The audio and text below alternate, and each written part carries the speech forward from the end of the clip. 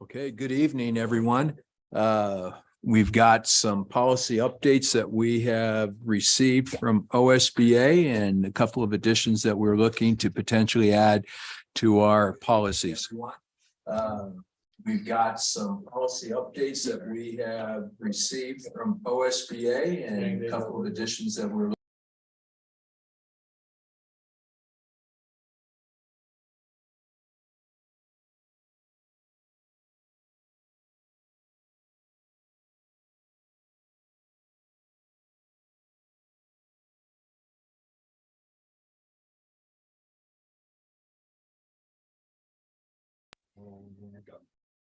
testing again, testing the mic 1, 2. 2, 3, 3, 4. Are we good? Okay. We're good. All right. Thank you. So I have sent to you some policy updates, and in the packet before you, you should have an overview of the policies that we're going to be taking a look at. And then on top, you should have the existing policy if we have one. And then right behind it is the policy update recommendation. So the first policy that we're taking a look at is policy GCBDA, GDBDA, family medical leave. And this is a new or updated required brought forward from OSBA. So you can see the existing policy that we have from 2010, and then you see the latest policy updates. So you can see they're dramatically different, and it looks like we may have missed a cycle or two on updating this policy.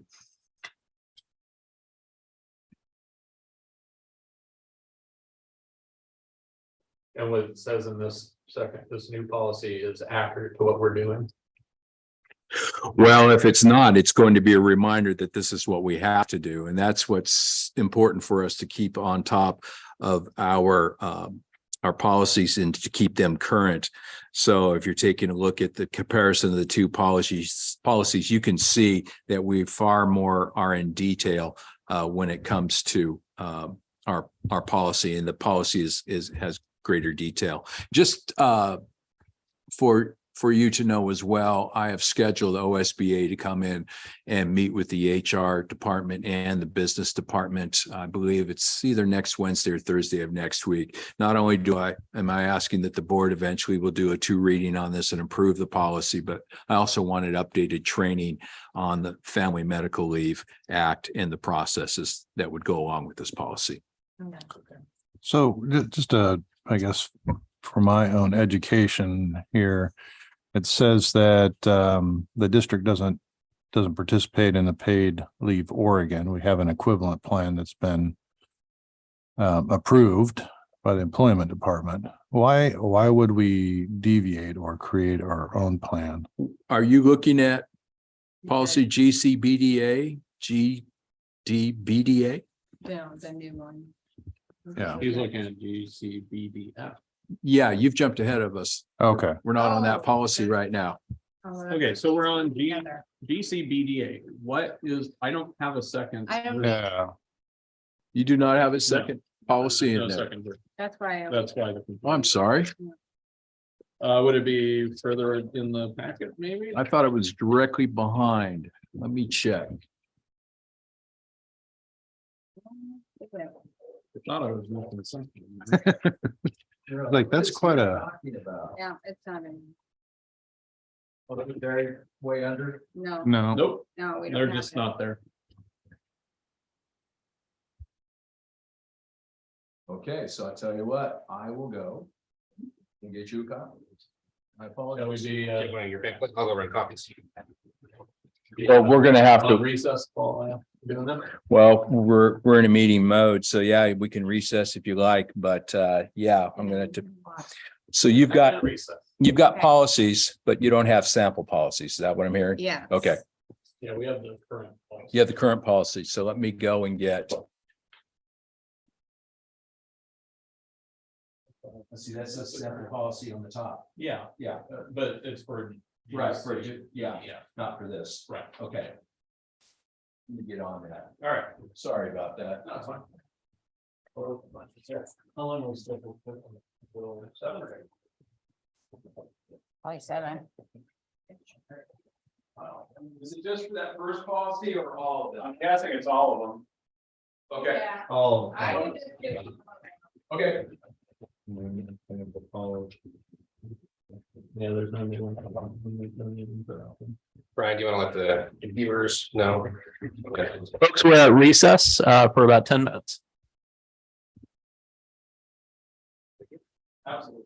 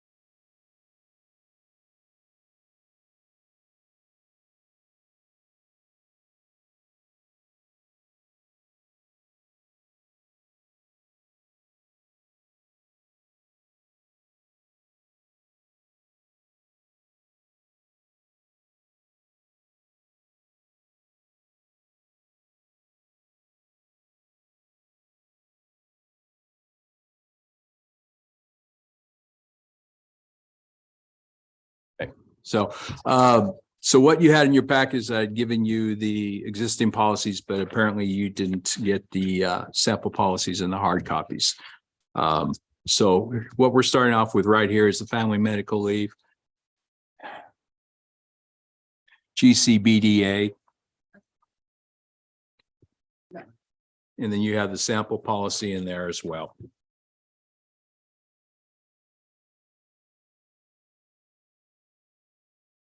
So again, you can see the update that is a little bit more specific information in the proposed sample policy in comparison to what we have on file. Mhm.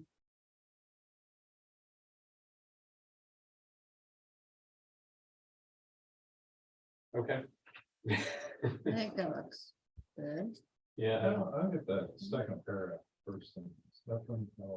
Applies to districts with 50 or more employees within 75 miles of the employee's work site.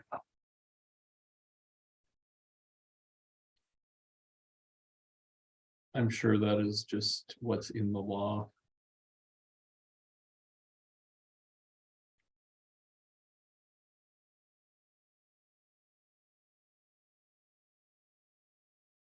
So what they're saying there is that if you have districts with less than 50, the difference. No, I get the threshold there. Okay. I just don't get the 75 miles districts with employees within 75 miles of the employee's work site.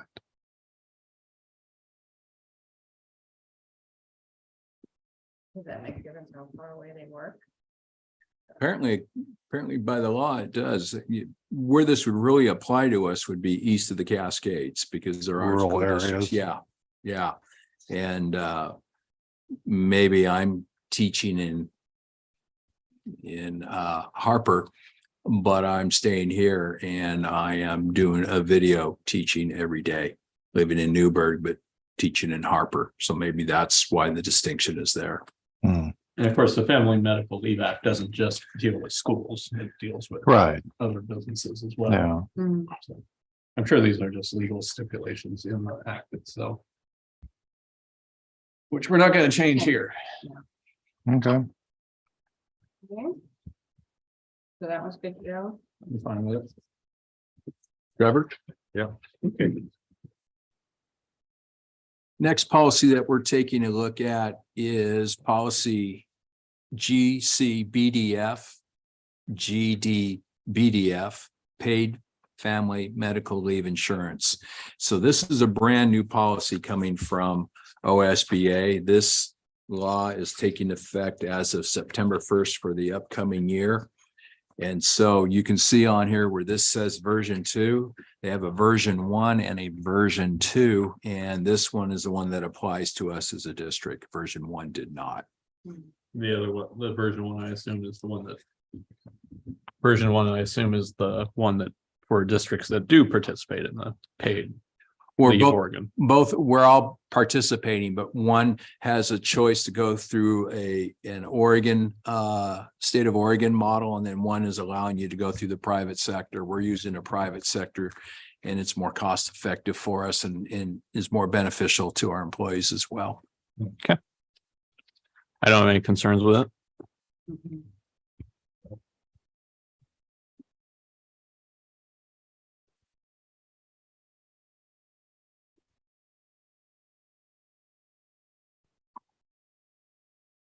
Let's see, next policy is sample policy ICB, which is religious and cultural holidays. So this is. That's a sample. This is a sample. Yeah, which means we didn't have this policy on file then, so we don't have an existing if you're seeing only the OSBA sample policy.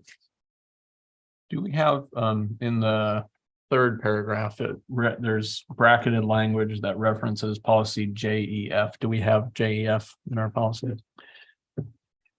I do not believe so. I'll have to look this up real quick and see if we have that policy. I guess I'll ask the same question for the second paragraph about IGBHD. Because if we don't have those, it seems like we should remove that language. But beyond that, I was fine with what I saw in this. I'm surprised we don't have something to this effect already. I thought we had something about religion. I should have thought those were being Mic on, deleted that were removed from the. you know, turn your mic on. Mike's minutes. I thought we had something about these from the prior board that were deleted, and that's why I brought it to Scott's attention, like, why were these deleted and removed? And can we look at these again? So, When did that happen? when did I approach you with that? A couple board meetings ago? Approximately a month. Yeah, We just had, what got removed? the religious, teaching about religion, and I thought the religious cultural holidays, but it was about religion and it was removed, and I was curious why. Was it a policy that was removed from our policies without the board voting on it? Because that doesn't, Why was it that shouldn't here? happen. It was a prior board. Oh, I see. Okay. So I don't know what they did. Right. It was, yeah. Okay, so we have on file policy IGBHD, program exemptions, and you're referring to, looks like the first paragraph there. And the second paragraph, policy JEF, we do not have. Okay, so we should strike that part Okay, or add JEF. That's not in our packet. Is it? no, it's No. not. And the JEF is release time for religious instructions. So that has to do, I would assume, like if there's something and holiday or, you know, Well, I think that this is covering that, right? The accommodation for absences. yeah. Yeah, we just shouldn't reference it in our policy. Yeah. if We don't have it on the books. Oh, okay. So we need to strike that. Beyond that, I didn't have any concerns. Did you guys have any concerns? Mm-mm. Well, I guess my question is again about JEF. Is that a required? To my knowledge, it isn't, but I can do some research and find out if you like. I mean, if it's required, I mean, it seems to address it in this, so. So I'll check into policy JEF to see if it's required or not.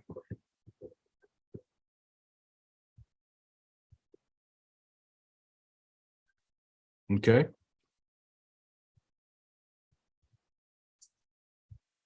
We good? Mhm.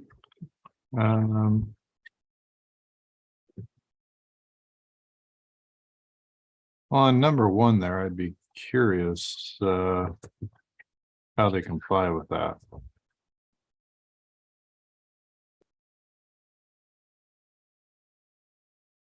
What they consider, Pre-exercise. yeah, what religious or cultural holidays are we taking into account and scheduling? Could you events or read the not? specific part that you're concerned about? Well, it says one, school-wide and grade-wide events, schools should avoid scheduling important events that by their nature cannot be made up on days that conflict with major religious or cultural holidays that may impact student attendance or participation. So do these have ARs with them too? Do you know, No. Scott, or will they?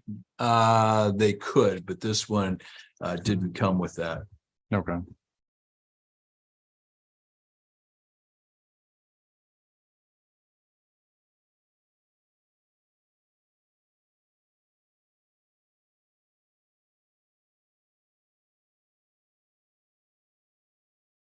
Yeah, I guess I'd be curious when making up schedules, calendars and stuff. Who determines what those major religious or cultural holidays are so they can, Well, ultimately, it's the board because you're the ones that approve the calendar or not.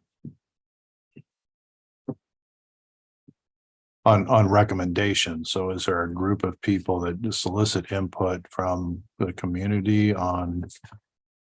I mean, Can I piggyback? How do we ask families what their religion is in the school?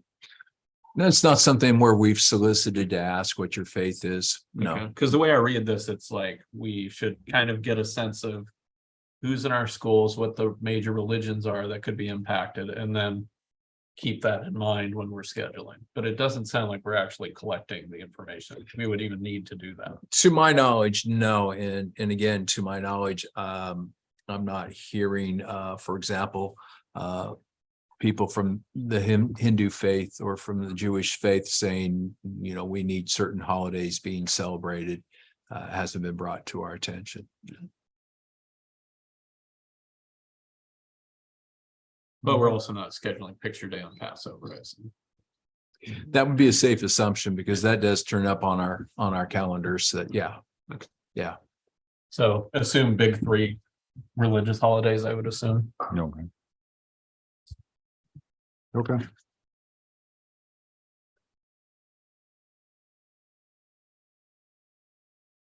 So IGAC, do we have the new version? You want the new version? Let me see. Let's see.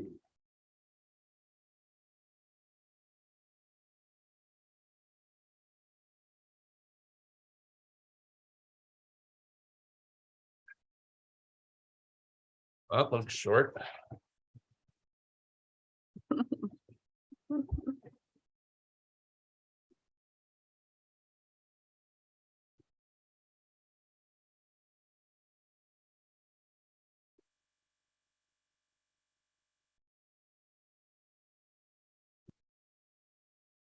So policy IGCA is an optional policy. And you can see that the sample policy has been reduced compared to our existing policy.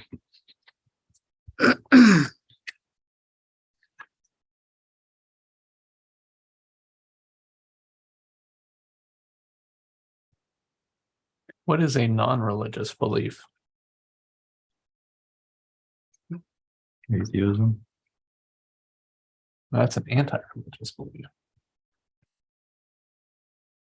Yeah, there isn't any. I guess they don't believe in anything. Right. To me, non-religious beliefs are all beliefs that aren't religious based, religion based. Yeah. I have no idea. No. Would be, might want to get a definition of that in there.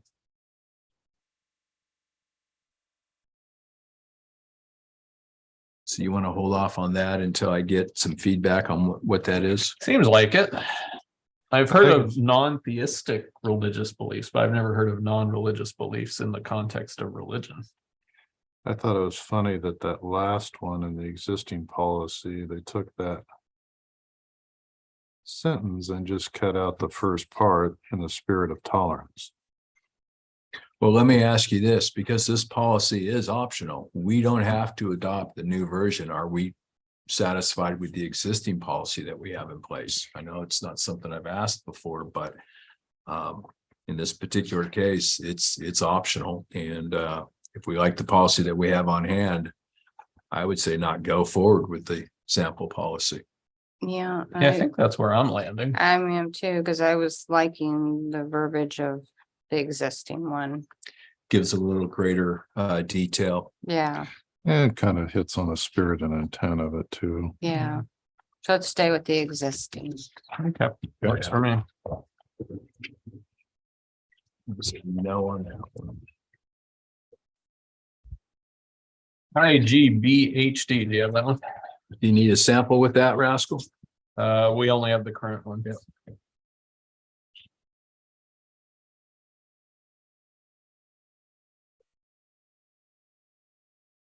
Here's a whole lot of edits for you. Yep. Remember the language in gray is the new Oh. updated It's a lot. legal language, and that's language that we shouldn't be adjusting. What's the red crossed out? That's the old language that again, they're saying should not Should not be. should not be. So if it's lined out, that means nope, get rid of it. Okay.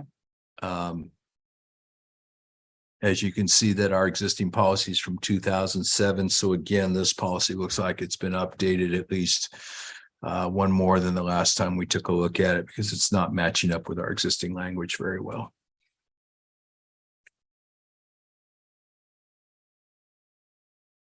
Now, it seems to me that the new language is weaker than our existing language in ensuring that the exemption will be granted. Because we're changing shall to may, right? Mm-hmm.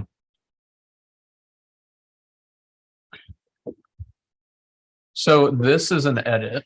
This has like struck out and added language, but it's not struck out and added language to our current policy. That's because there's been an update or two since this 2007 version that for whatever reason, we didn't, as an example, take the 2010 and then the 2015 model. And I don't know what years they came out, but that's why you're seeing such a difference in language. This policy is highly recommended and so it's not required. But this is going to be more up-to-date language and more current with the policies and laws in place in the state as opposed to the one from 2007.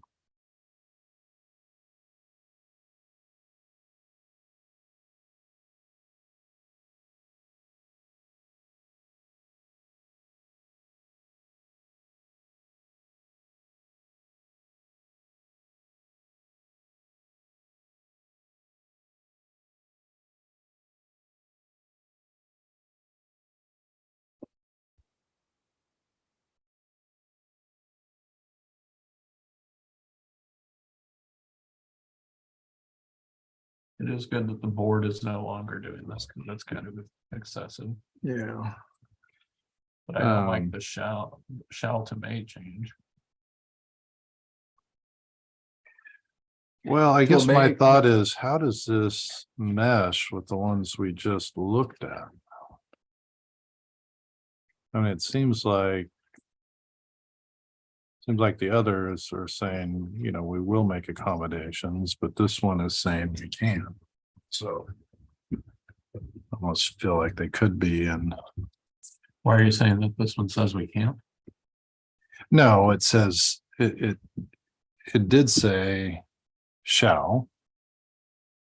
Now it says may in the new one.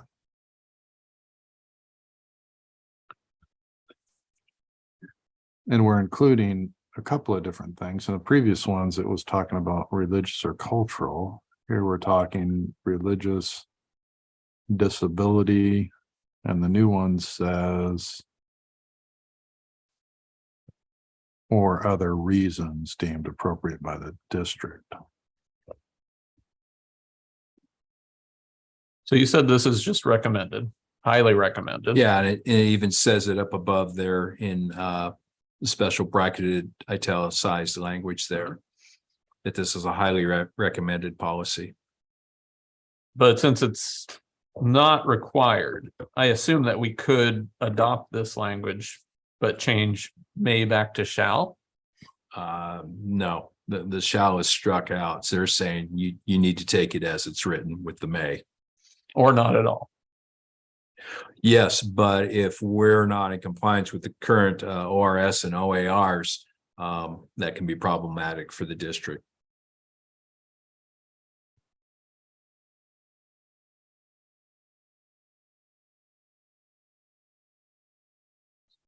So it looks to me like in comparison of the two that the language that is currently in place is gives the district greater input as to whether or not there are going to be program exemptions. So it reads, requests for an excuse or accommodation must be in writing and must include reasons for the request and proposed by an alternative from the individual learning activity, which substitutes for a period of time in a program. So how this reads to me is, if a parent says, what is a controversial topic, they said, you know, I don't want my child in it, and then I put into writing the reasons why I don't feel my child should be included in this lesson. It may be for whatever reason that they cite, but then they also are saying that then they need to come up with a proposed alternative that meets the goals and the learning activity of the course being exempted. Requests may be filed by the student, parent, or guardian. So it's putting the burden back on the family or the guardian to say, all right, we don't want this student in this program. And then here's what we have that we can say is going to meet that goal. And then the district has the right to say, yes, it's going to meet that goal, or no, it does not. Which is very burdensome to the family to have to come up with that. Yeah, and I don't like it because then the district can just say, well, I don't like your reason. And your kid's gonna have to do it anyway. And frankly, the language about that meets the goals of the learning activity or course being exempt can be taken to mean, okay, we won't teach it to them, but you have to. Right? Yeah. It could be. Well, if we don't have to accept it, then You don't recommend moving forward to the board? I don't like the new one all that much. I don't either. I don't like them saying that. It makes it seem like they're more. They're not gonna. They could even not even accept what you want your child to do. Well, and you know that that's gonna happen. Yeah. Say you're like, I don't want my child to participate in this event, but instead, can my child do this instead? And then you can be like, no, It doesn't meet the learning goals. yeah, But we don't want that. I mean, they've Yeah. already diluted it here by taking out the shall and replacing it with may. Yeah, they're slice by slice eating back on the protections of the Mhm. policy goes. Which is probably why it was never updated in the past, is because that was also seen. Well, this is brand new language here that came out. So Well, it can't be brand new because they're editing it. well, yeah, it's updated from the previous model, but yeah, this gray language is new. And so this is, like I said, this reads to me that this policy that the family would have to come up with an alternative assignment, and that has to meet the learning goals or activity. I think if you're going to make the case from the side of the district or from the school, if I'm a building principal or teacher, as an example, one of you could come in and say, I don't want you teaching anything in social studies. I'm the old social studies 9th grade high school teacher, right? And so if you came in and said that, I don't want them to do any of this, what do you want? Well, we want you to be focusing on this, where the state standards say, well, no, I have to be focused on that. And so that's an extreme. Mhm. And so from the school or from the class perspective, it's like, okay, if we're going to study the War of 1812, how do you propose to come up with an alternative assignment that's going to meet the state standards and the state goals? But again, the school or the school district then has the final say whether or not you've come up with a sufficient alternative lesson or not. Yeah. Yeah, that's a tough one. Because I could see that somebody could, yeah, take advantage of it the other way. Mhm. Right, Mhm. right. Yeah.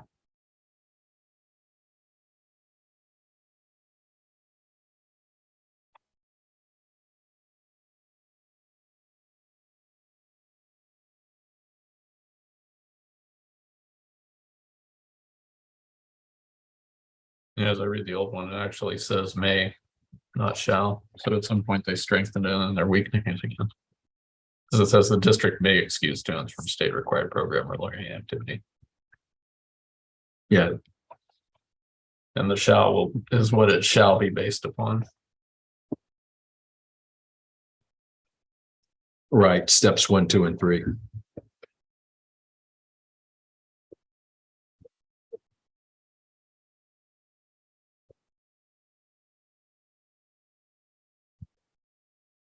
To me, the existing Well- policy appears to be a little more concrete for all parties involved as opposed to the new policy.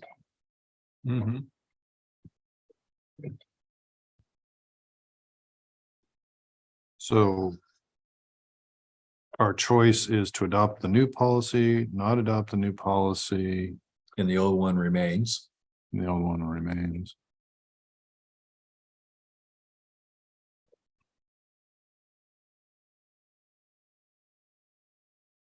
The other alternative, I would which stick you haven't thought about either, is that you can also, because of your policies, this committee could recommend that we bring the old policy and have it stricken from the record as well. I don't recommend it, but it's well within your authority. Well, I would weaken Yeah. protections for families, not Yeah. strengthen them. Yeah, I guess my vote would be to stick with the old one. Yeah, I guess that's where I'm at. Yeah,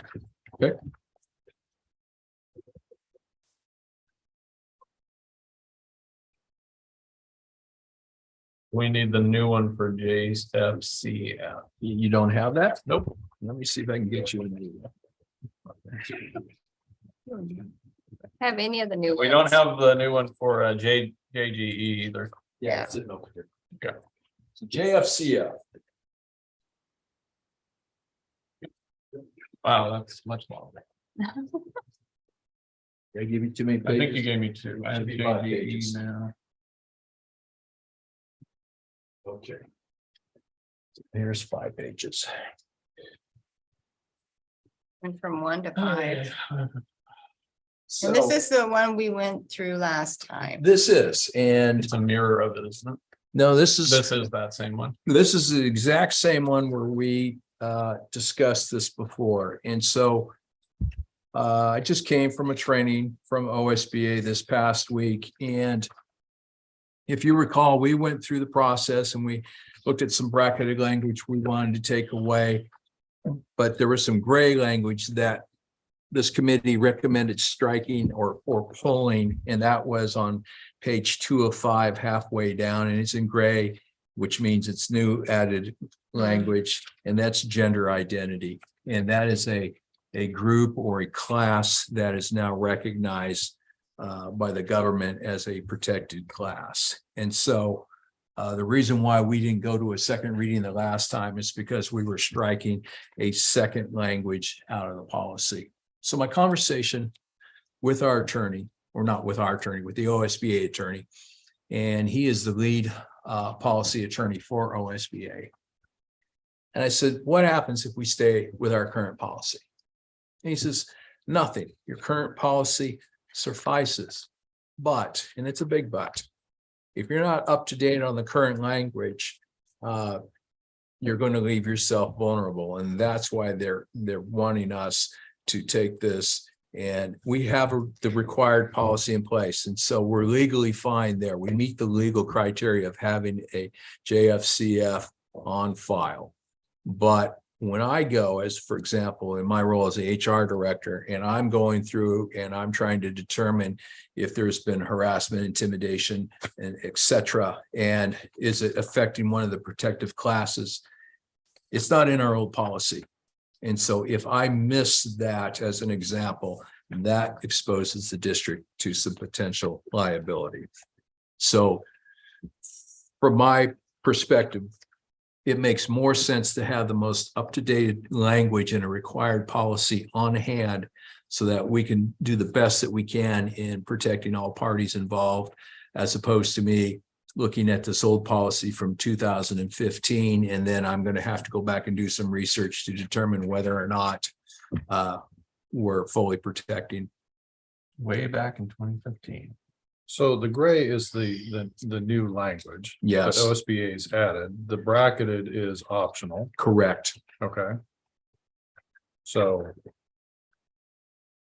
we adopt it, we keep the gray. Yeah, we have to And- keep the gray. Okay.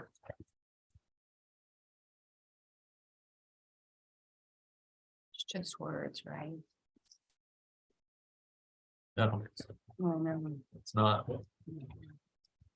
I'm fine keeping what we have. What do you guys think? Well, it could cause problems. Good. I mean, this is a Title IX issue, this is protected Well, he just classes. said we're fine with what we have now on the books. Yeah, We- but he we- also, Well, it doesn't matter if it's not in the old one, we still have to comply with it. Mhm. So, Still the law. So we can stay with the old, Yes, we legally, I point so we can blank, legally stay with the old. and we we'll be can okay. legally stay with the old as far as meeting the criteria of having this policy on file, which is required.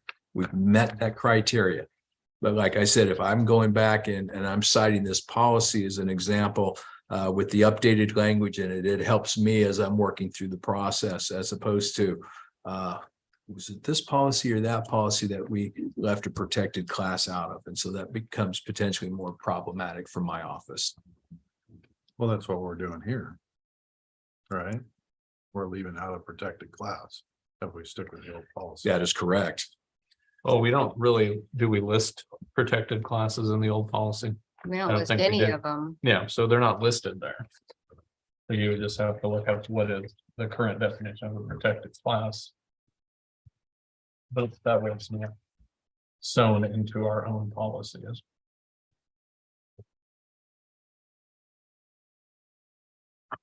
But it's gonna. Is that gonna cause more problems for you? It is for me. My recommendation is that we update this policy. Yeah, and that's. Updated. I'd vote for keeping the current. You're the decider, Renee. Oh, great.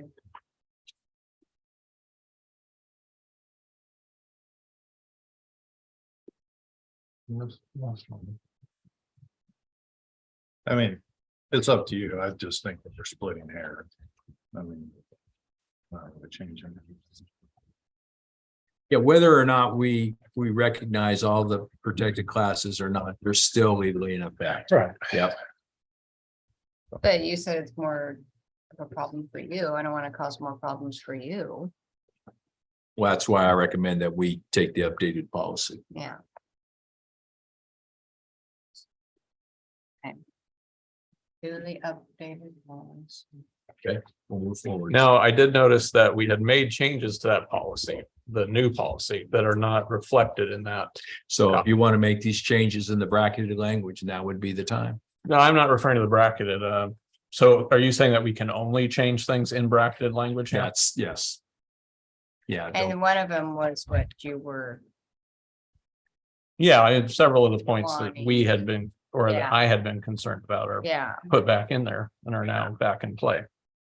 So I will be a no vote when that thing comes to the board. I'll say that. well, can we just get those, Well, let's the go. ones in brackets out? yeah, if you like, Okay. or you can leave it to me to decide. Why don't you just, take the ones out that are in brackets? Which ones? There's a bunch in bracket. There's a lot of brackets. There's a lot of bracketed information here. And well, I think the one I think that probably might be referring to is the hazing one. Yeah, we have pulled the hazing out and it is bracketed, so we can at least do that, but the. Teen dating being emotional abuse is back in. So emotional abuse is violence again. I wonder why someone would want to establish that standard. Think of any reason someone would want to establish that standard that emotional harm is violence. You can prohibit violence. Right? So if speech can cause emotional harm is violence, you can prohibit speech. It's a fun game. I think you answered your own question. I did. Which is why I'm opposed to it.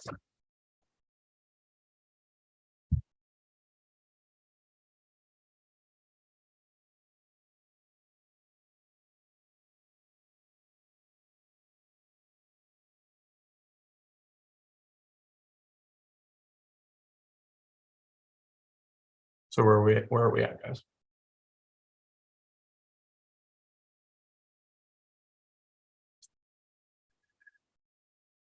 Well. I think. If we're gonna adopt it, we need to finalize the the bracketed stuff. Make that clear. Well, I would assume that any decisions we had previously made on this policy regarding bracketed language, you would update the policy Yeah. to reflect that. Yeah, I still have the original that we have on file that we agreed to the last time, minus and I think the sticking point was removing gender identity. So with the inclusion of gender identity into the policy, I can honor what we took out in the brackets the last time. That doesn't have to change. Yeah, I mean, I'll still be Yeah. a no vote on this, but Yeah.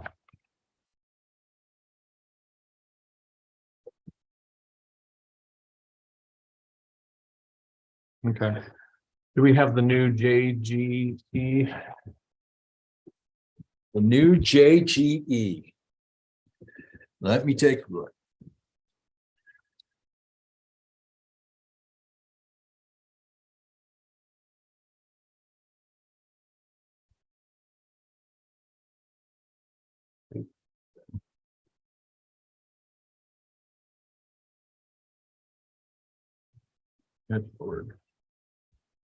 oh, man, that's. Lots of. Changes.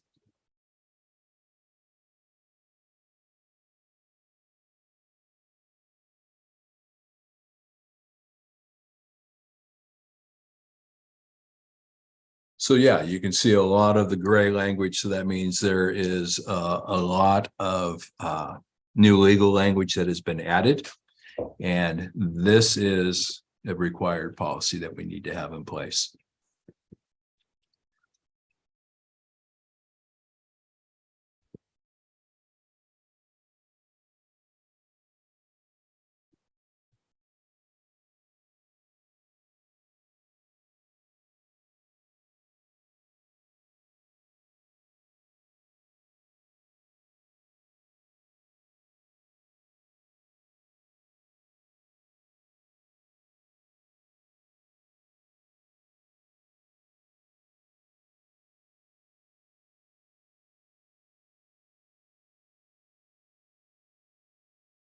So in taking a look at the gray language, if I may, just to share my thoughts and opinions, taking a look at the bottom of page 1 and the top of page 2, it says you have a choice of either accepting the first or the second option. And the first option, the way it reads to me, it says the board can delegate the authority to decide an expulsion to the superintendent. And the superintendent may designate another person to handle the potential expulsion. And so in that particular case, the superintendent can make a recommendation for an expulsion of a student, or may have a designee on staff. So let's pick on me, for example. Maybe he makes me the designee and I want to put a student up for expulsion. Reading down at the very bottom of the page, it says if the decisions of the hearings officer is appealed to the board for review. So if the family says, no, I don't agree with what Lindenberger is saying, I want to appeal it to the board. By having myself, or by allowing a hearings officer to go through the expulsion process and make that recommendation to you. Again, you may not be that familiar with the day-to-day operations of the district. You can then have the superintendent with you to help you. And this is an executive session process where you can discuss. You have to come out and eventually make a public pronouncement. But if the superintendent is not the expulsion officer, that superintendent can then guide you as a board. Whereas if you take the second option, the board gets to make the review in the decision. And so if that is you as a board want to handle the process and working and doing the investigations and deciding whether or not an expulsion, in my opinion, there are 7 of you. You have different jobs and responsibilities throughout the day. It would make it much more difficult for you to work your way through that process. And then who would do it? So I would. I'll go have choose for- option 1. Yeah, yeah, same. I would agree. yeah.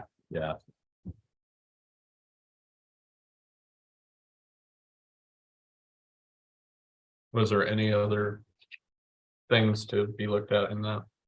And this is required. Yeah, that is required. And we do have a required policy on hand, so we still meet the requirements, but it was 7 years ago. Yeah.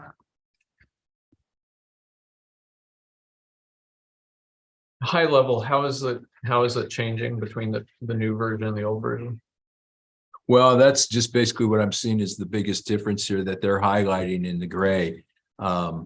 It looks like if you're looking on page 2 that it's going down and laying out a few more specifics. The specifics have changed where specific charges and specific facts that support the charges. So they're trying to be a little more detailed. And you take part B, the statement of the intent is to consider charges for a reason as expulsion, where before you have the name of the student, were there any issues, any discussions? So this looks like it's just becoming much tighter in its process as opposed to the predecessor. Which again just makes the burden of proof on the expulsion officer to follow through, because I imagine that there's been, again, if you look at the previous standards, they're pretty wide open, and I imagine it was open to a lot of litigation, so the state decided to tighten this up. That's how it reads to me. Okay, have a problem with that. I'm okay with that one.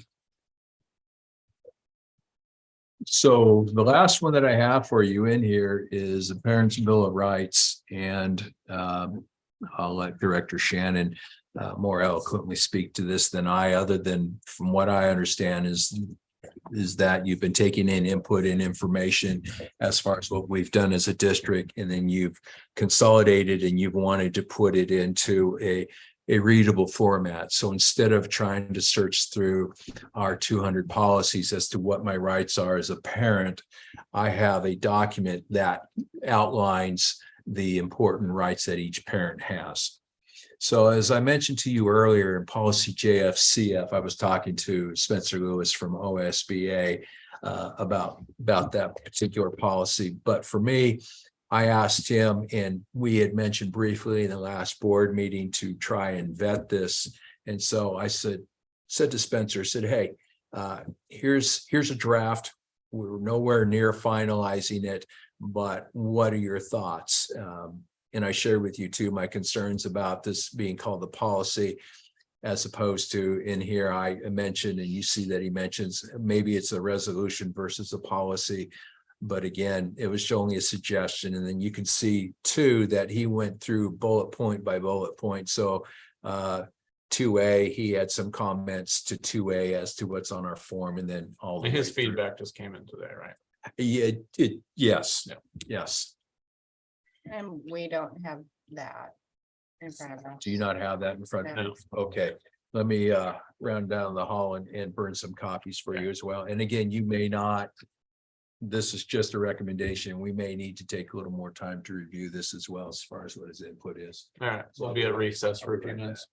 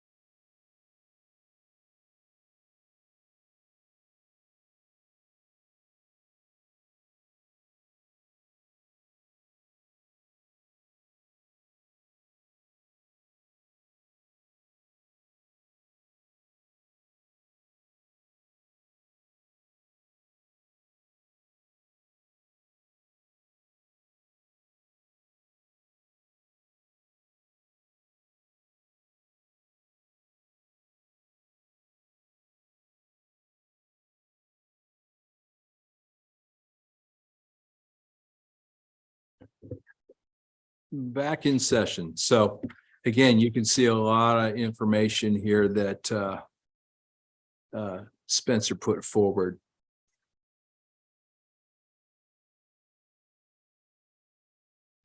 What is the hope tonight? Because it was, Well, Director Shannon just asked for this to be put on the agenda for tonight, so I put it on there. Okay. Outside that, I didn't know what else he had anticipated. He did not know that I was going to be able to get this information sent to me in short order. So yeah. this is obviously not was not planned at this point. So you can consider this information, not consider this information, we table for another time. Well, it's only a page and a half. I think we could just go through it point by point. Okay. Number one, the only potential issue is that if it isn't clear what the expected outcome of this statement is, a general statement is fine. If the board wants staff to take specific actions based on this statement, I'd be more clear. I mean, it's clearly somewhat aspirational in some of what it's calling for, right? And so to me, the operational aspect of it would be figured out by the superintendent and an AR. Anyone If it was disagree a with that? policy. If it was a policy, yes.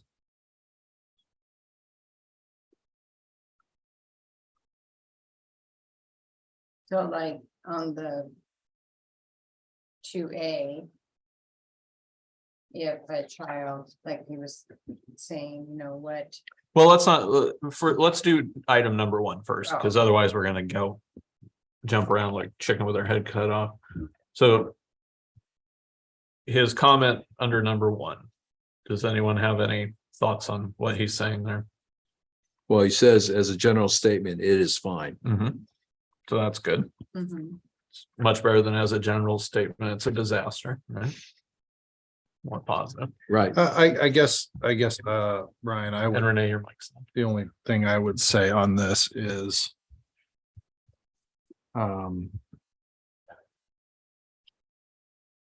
maybe word it to the audience, the intended audience. Which part?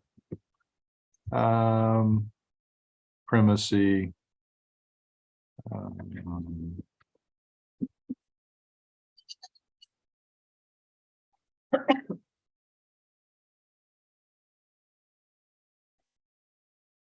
Could you give me a role or a Well- example of how you would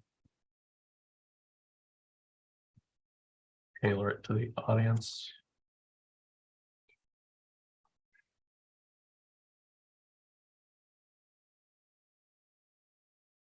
Recognize the primacy of the parent-child relationship.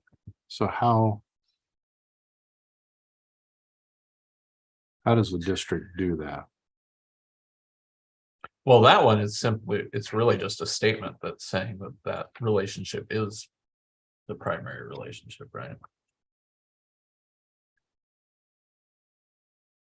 So from a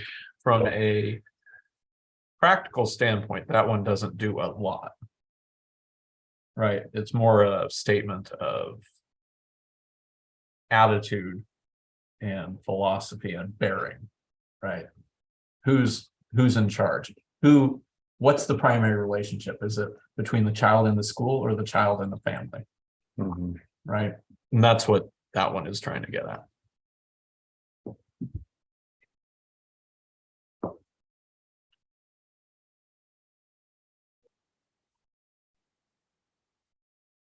Okay. I just wanted language there that centers the family in the educational process.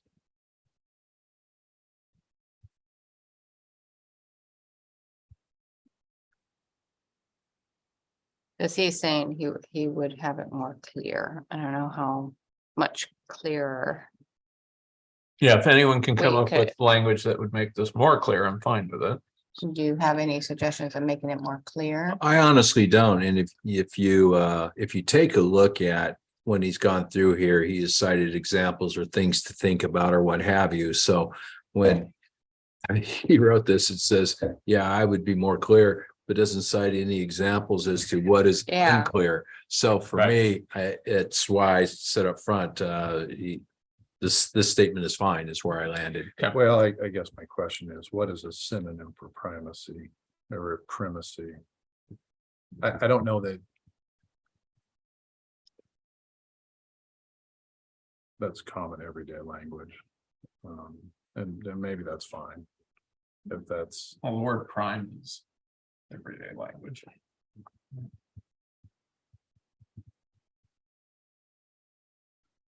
uh, The prime directive.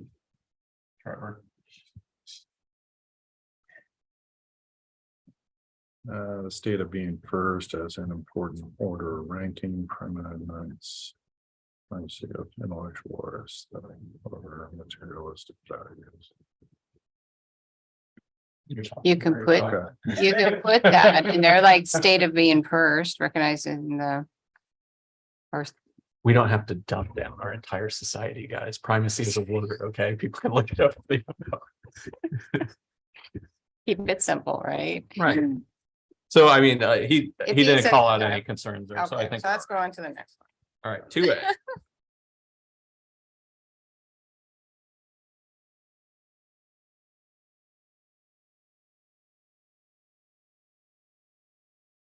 And he has some good points there, like what.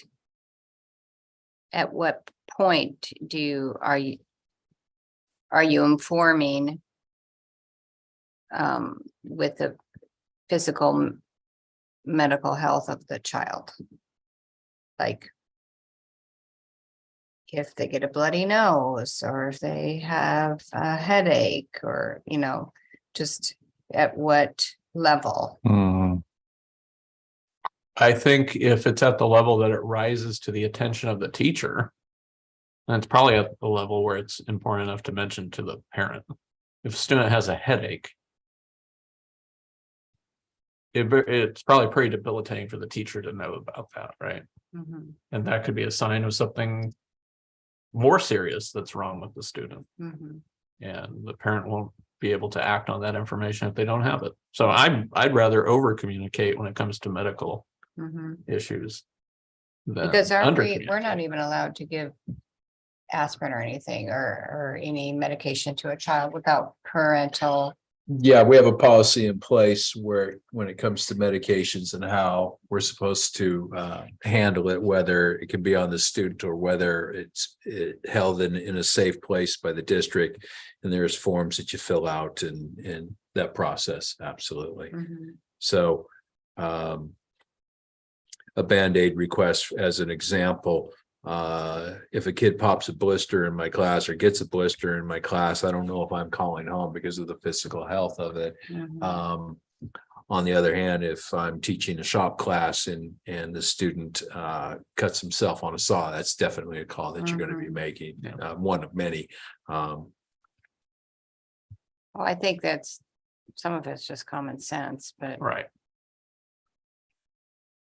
maybe you can put in there to be informed as to changes in the more of a serious physical. But then you do that, you create a loophole that you can drive a Mack truck through. That's true. That's an expression that's not used enough anymore. Well, you So just we're put bringing it, it back. I mean. It's going to be common sense. I mean, yeah, you're Yeah. not gonna call it parent like what Scott was saying. Yeah, if I get a blister as we're in PE class and we're teaching a golf swing, and I don't know if we still teach golf or not here. I know back in the day, high school, I did, but yeah, if you get blisters on your hand, I'm not making that call home unless they're bleeding after, a period of time, but yeah. I don't know if anyone would consider someone getting a blister on their finger a change in the physical health of the child either, right? Ordinarily, no. There is some common sense that we are asking our staff to apply.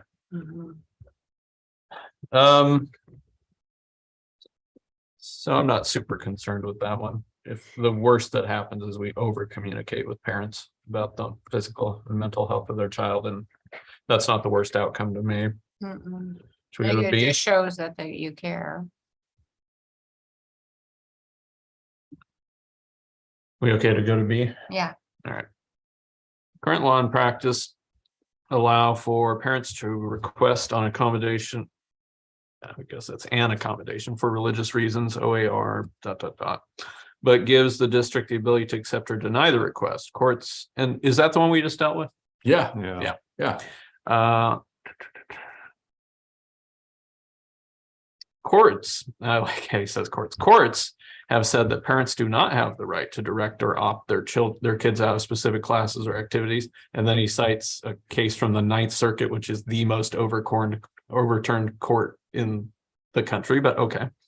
This doesn't mean that you cannot do this, but it does create some significant logistical challenges. If a parent can opt their child out of any assignment or activity, how will that impact grading and credit, especially if the child is opted out of an entire class or portion of a class devoted to a particular standard?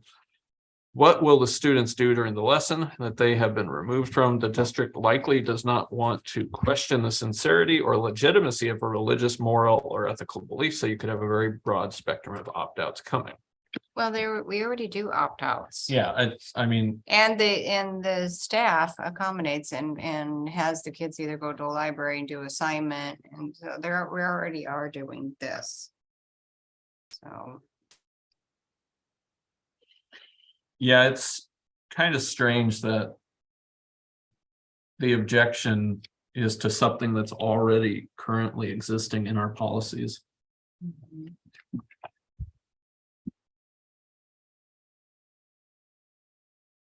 And the fact that there's no Supreme Court case cited tells you something. I think. No,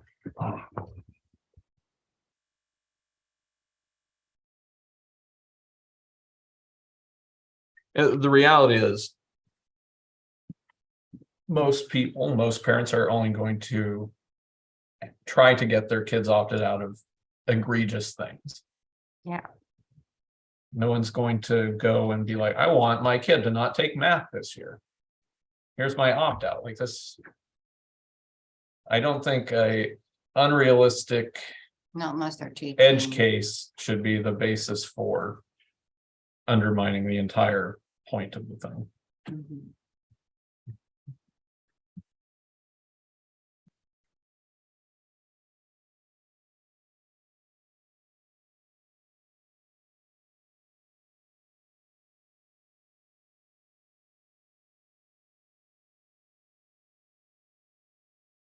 And you are kind of being.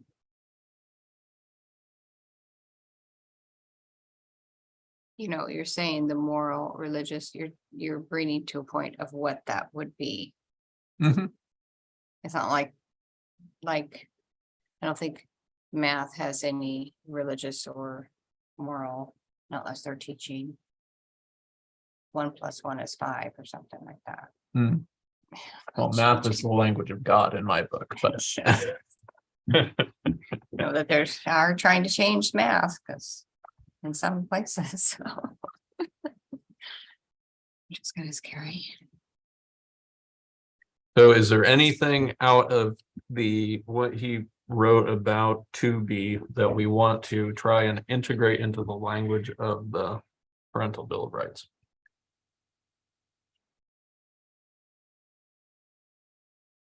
I mean, we have the policy Mhm. about this, so I mean, that to me, that covers Yeah, the how. We want to move on to 2C. mhm. Yeah, I mean, I guess the further we go along this and discuss this stuff, it just occurred to me that I don't know that I don't think that this can be a policy. I think it's just a commitment by the district, and obviously as boards change, this can change also. But as of now, I think, this is the board's community's decision that this is what our emphasis and our support for these is going to be. Why would you say it can't be in policy? Because I can see conflicts, maybe. Between what?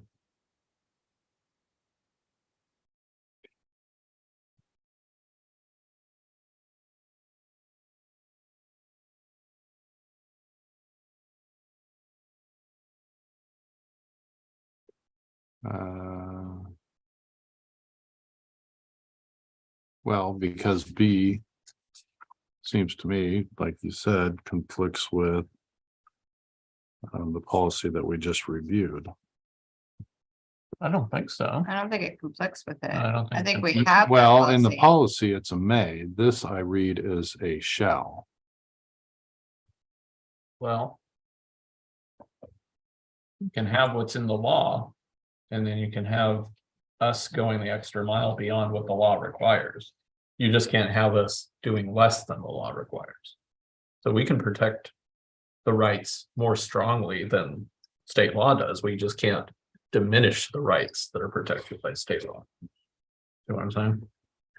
Well, I know that works for state and federal, but does that work for our powers as a foreign district? Well, as long as we're not conflicting directly with a state law. To me, that doesn't conflict that. I'm fine with Law. that. I just think that we need to get clarification from. Well, and we can probably get clarification on that, but. I mean, we haven't decided what kind of document this is gonna be in, right? Not to my knowledge, no. Okay. And part of what's a question in my mind is that we have another event coming up on Parents' Bill of Rights. I think another, so that's why I'm kind of wondering why we're going through this step by step, unless this is something where you're going to want us to move forward and say, this is what we've developed and come up with, and what do you say, or what do you think? Or are we still with that presentation potentially going to be rewriting this? And that's what I'm wondering. Hmm. Well, I think we can continue to go down and go through each one so we can kind of see what these suggesting and see if we want to make any changes with what we have. And then we can make those changes, or we can just stay with what we have. And then when we have our next meeting with the community, we can present, this is kind of what we have. What do you think about it?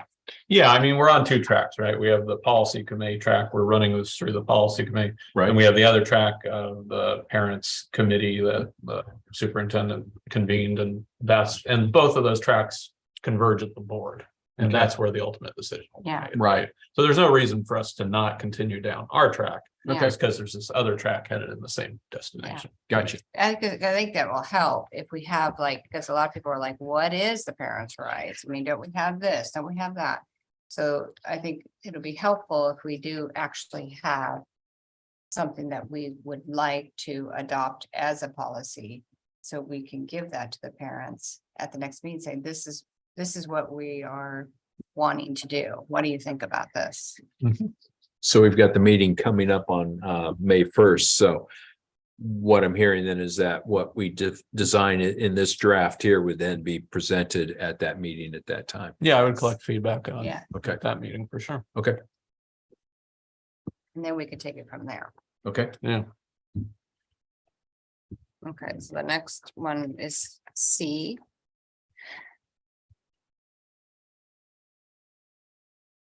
Access to materials is already possible via the public records process. The main difference with this language is the timing.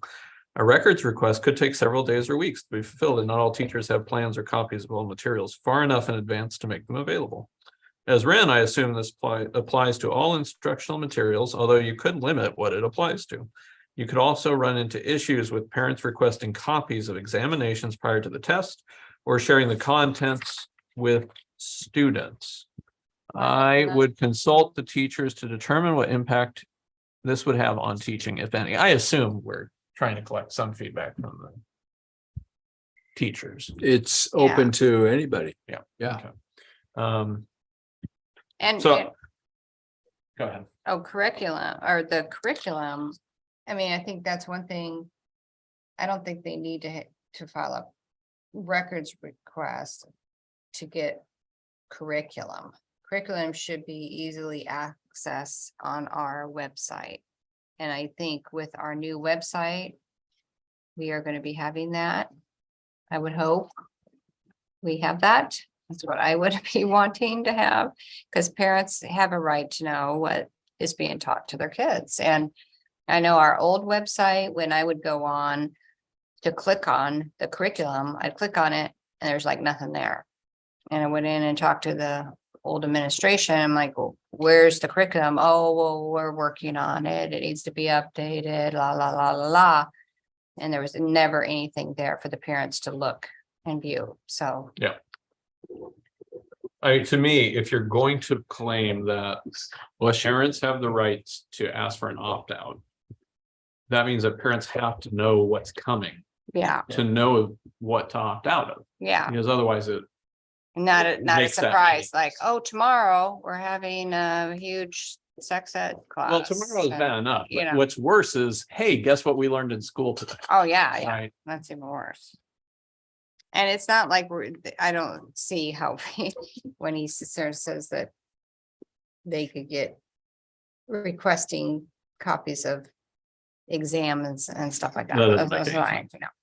It's kind of silly. Yeah, I want to see what the test is gonna be like before my kid takes it, so he can get an A+ on it. That's kind of silly. yeah, I mean, that's not, to me, an exam doesn't fall under curriculum, learning plans, or No, class materials. Just, I mean, you could, but excluding something like that. you could. It's just, it feels so pedantic. It's It one of those does. things where it just feels like objections are being raised for the sake of raising objections, Mhm. rather than actually trying to provide something useful in that one. Well, we do live in a litigious society. That's- We are aware of that, aren't we? All right, Didn't you just say one of the ones we just reviewed, they were trying to tighten it up, like make less wiggle room? That's the way it reads to me. Seems to me that. Well, give me somebody that's gonna push their hand in them. Mm, But from an old social studies perspective, though, if you take a look at the foundation, Constitution or the Bill of Rights or what have you, it's not like it's 300 pages as an example, trying to cover every contingency. right, And so I think this is similar in its thought it's process. a framework. Exactly, which is, you're right.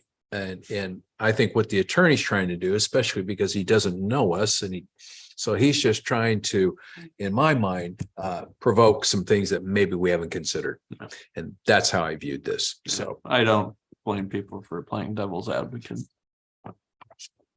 so that's my 2 cents on how I read this. Sure.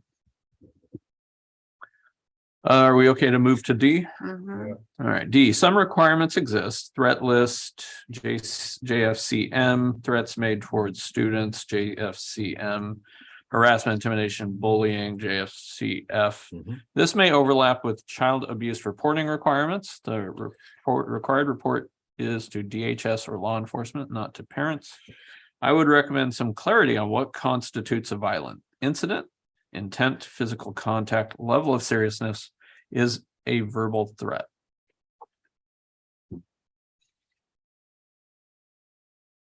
So on D, be informed of any violent incidents involving their child as permissible by law. And so why do I say that? For example, if the parent or the guardian is the abuser and I discovered at school, I am not going to then turn around because our Bill of Rights here says, be informed of any violent incidents. No, I'm not going to be calling who I think potentially could be the aggressor on it, if it's a parent or a guardian. as an Okay, example. yeah, I mean, this And was, so this that's why I language would is say meant just to permissible cover by violent law. incidents that took place at school, Okay, right? okay, yeah. So I mean, we could add some clarifying language there, I So- guess. Yeah, Be informed of any violent incidents involving their child while attending. under the school. charge, Of the district, yeah, I'd be fine. with because that adding gives you the language. flexibility, whether it's an event and not just the regular bell-to-bell school day. Right. Yeah, Yeah. that'd be good.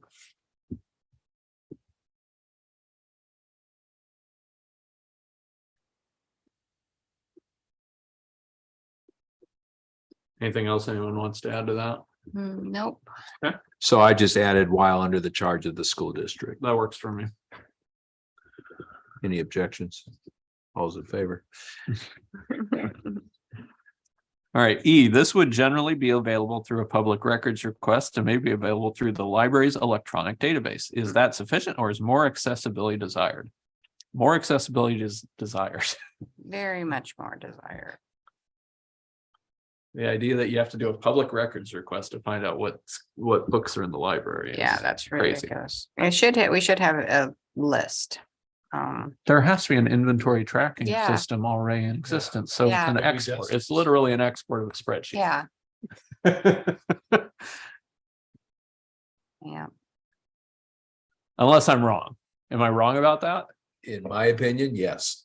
Am I, that I'm wrong? Or Yes. Okay, so what is the current library tracking system? I have no idea, but for you to think that we have it mapped out on an Excel spreadsheet that's easy. Well, it has to be in a database, surely, because how do you check Purchasing stuff in and out? of How it? how you get stuff.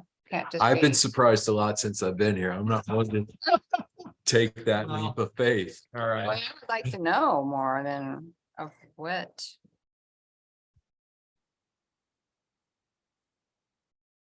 Would you like me to follow up to find out what? Yeah, yes, I would like to Okay. know what technological or bureaucratic obstacles there would be to. I don't know if there's Making this obstacles, but I'm reality. just, as an example, school districts, I have to keep high school diplomas forever and a day. This district was established in the late 1800s, early 1900s. Obviously, we didn't have Excel spreadsheets that many years back. So the transferring from the paper to the microfiche to the DOS to the, I don't know how accurate it is. And so with our library books, again, I would say you're probably in the 70 to 80% range that we would have a fairly accurate what's on file, but maybe. I can't with say so many 100%, years back or and I know something. you're not asking for 100, but I don't even know if I could hit the 90s or that's- not, because I don't know how well stocked our library is, to be honest with you. All right, well, we'll hand that off to you to figure out what the current situation is with the libraries and Yeah. what the feasibility of that would be. So I need to determine what is the inventory process and what does that look like? And if parents had concerned about certain books that could possibly be in the library, Would we be able to, so if you came to me Yeah. and I'm the librarian and you said, Right, here are I've these heard books. this new book is out, do you have it on file? If it's a new book, I would say yes, we would be able to pull that up readily. If it was, say, for example, again, social studies default, let's say I have Mein Kampf on file and you are not comfortable because of your family heritage and what took place. We may or may not have that readily at our fingertips, and I don't know. So I would have to find out. Okay. I mean, according to Spencer, that's the information should be available via public records request, so. It should be. Yeah. It should be. All right, so you'll take that one to Yep, see about feasibility. yep. FC, which is see and examine the district's budget. F, the district budget is a public record and budget committee meetings are open to the public. So I figured that one would be an easy lift. And then, did anyone have anything on that one? And then G, this language is fine. Is this a result of a particular incident or issue or just a general statement? You may have additional language in the district's mission statement or other guiding documents. I mean, it's a response to a debate that's happening in our society, I guess is what I would say. Yeah, this isn't specific to the district. As far as any, Incident or anything. right, Yeah. right. yeah, I think that looks fine. So I came up with a new title. Okay, I went promise to parents. As opposed to Parents' Bill of Rights. Hmm, And I don't know if that makes a lick of difference or not. promise to parents.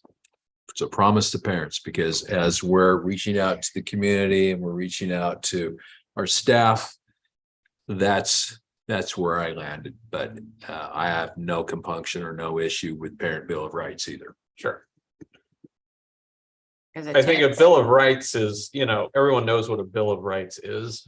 It's a statement of rights. And so, I mean, a promise to parents, I get where you're going, but it sounds like a Hallmark greeting card to me. And it sounds like a toothless resolution that doesn't carry any weight to it. It's my. I liked your initial statement, not the follow-up. On the Hallmark. Everyone likes Hallmark. There's no better feeling in the world. Want to change it too, because a lot of people have, there's a lot of. It's polarizing. Yeah, Yeah. Stuff with that wording, because of what's happening in our. But to Brian's point, I may have gone a little too far off the reservation. So, okay. Well, I still want it to be in policy. So, I mean, that discussion that we had. And if it's in policy, I think Parents' Bill of Rights sounds better than a promise to parents. Yeah. Yeah, fair enough.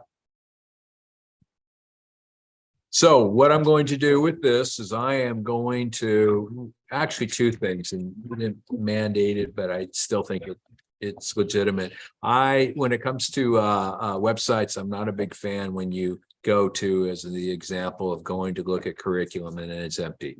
Mhm. If you're going to have it up on the website, we need to do the best job that we can to keep it current and up to date. So I do want to see if there is that possibility or option somewhere on our website. I'm not familiar with what it looks like or what the updates are, but I can certainly put that forward and see if we can make that a priority. And then the other that I do need to do on the Parent Bill of Rights is I need to follow up and see the inventory process, what that looks like here with our library books on hand, so that we don't have to do a records request that could take days, weeks, or months. Let's see if it's something where it could happen in more real time, but need some clarity on that. You mentioned earlier that you wanted something, I thought, on B, but I don't recall what it was, if there was anything you were wanting, or that you had mentioned that you'd had concerns as far as the follow-up. Was it the potential conflict of shall versus may? No, it wasn't on the policy. It was just off of this. I thought you were making. Yeah, but because Yeah. here we say that they have the right to remove the kids from any lesson or training they find objectionable. But in the policy that we just dealt with, it said that we may do that, right? Yeah. So it was. My understanding was the potential conflict between our sort of shall. Have the authority ish, to confer more rights than was in policy. Or what's covered under state and federal law. Yeah. Okay. And then going forward, off of our policies from OSBA, policy IGAC, religion in schools, we're going to keep the original policy that we have in place, as are we IGBHD. We're going to keep that current policy in place. The other ones I'm going to move forward. And there's one particular policy that I already have a hard no on when it comes to a vote. But we're still going to move that forward, and we're going to move that forward with the pre-existing language, bracketed language that we had made the edits to prior. But the exception is that we're going to add the gender identity as a protected class that was excluded the first time, but that will be included in this new policy update under JFCF. Which is a requirement. Yes, it is. Yeah.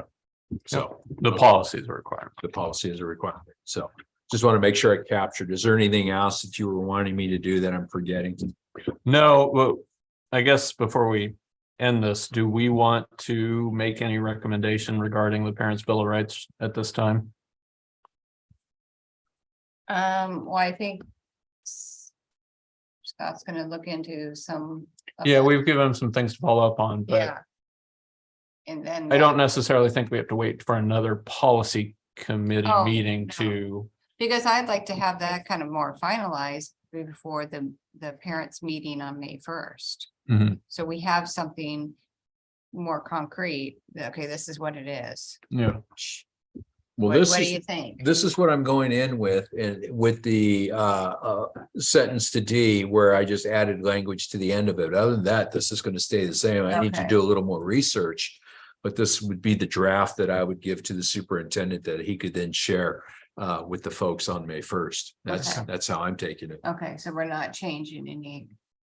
on No, there. no hallmark adjustments, that not at least yet. I Okay. might be able to slip it in later, but I know not for May Maybe 1st, put so. a little, Like leaf on it or Okay, something. well, What a little mistletoe. it's pretty black and white. Yeah, from a procedural standpoint, we don't have to do anything around passing this out of committee for the board to look at it. No, Right. no. And none of these policies are going to be at the next board meeting here next Tuesday. I'm not going to be ready to push that forward just yet. Okay. Yeah, I think it'd just be nice to have this to present to the parents so they can kind of see. Yeah, it'll help them to have something to go off of. Mhm. That first one, they were kind of, Yeah, and Get then we caught can in just the focus, weeds of have that individual meeting to policies. be more focused on that. Yeah. Say, here it is. What do you think? Do you want to make any changes or add to it? And have it just be more focused on that, so it's not all over the board and everything.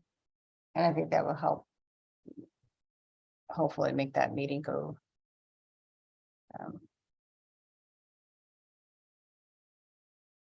Smoother. Yeah.